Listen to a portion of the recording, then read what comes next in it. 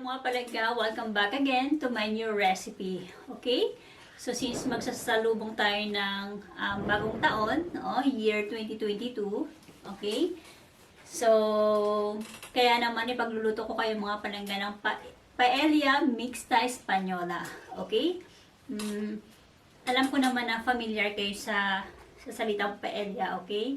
Common sa atin ito, no? Meron tayong version of Filipino version ng paella.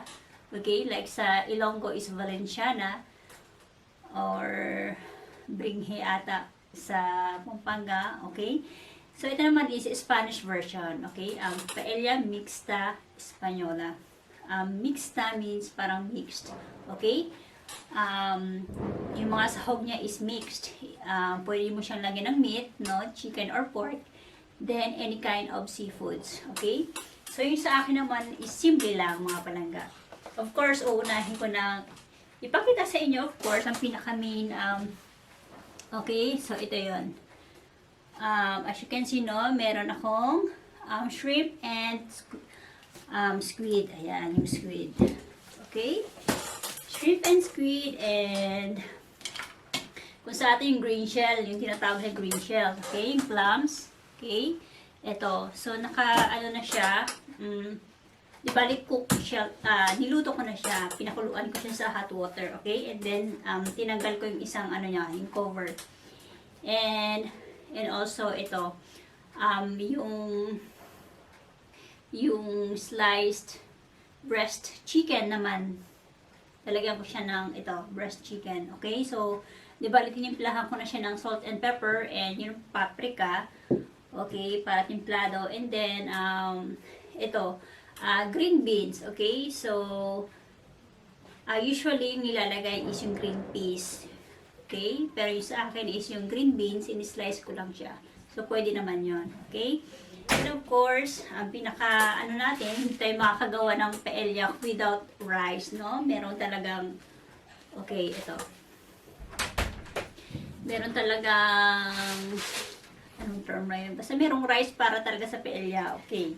And then, of course, yung kaldo niya. Okay? Kailangan natin ng, I think, 1 liter ito kaldo for paella. Okay? And of course, yung makikita nyo, kaya may color something yellow, no? Meron silang tinatawag na ito, yung paella seasoning with saffron. Okay? Yun yung nagpapa-yellow. Yan, ito yun. So, ay mga palangga, so dibalik, proceed tayo sa procedures, okay, kung paano ko siya lulutuin. So, di ba, ito yung handa namin this New Year, okay, 2022.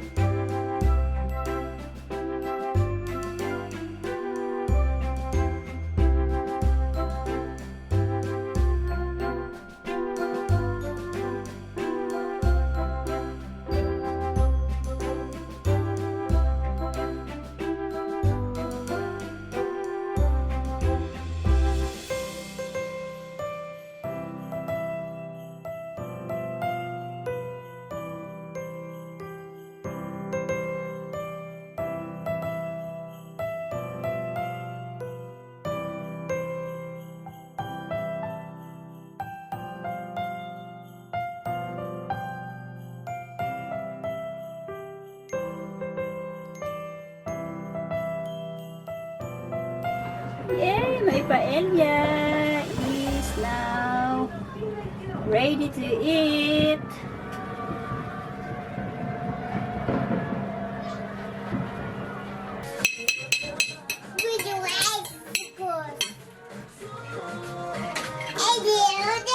Happy New Year! Happy New Year! Yay! This is Spanish. Feliz Año Nuevo! Happy New Year, mga palangga, and let's eat! Finally, let's eat. Kaunta. Kaunta, okay?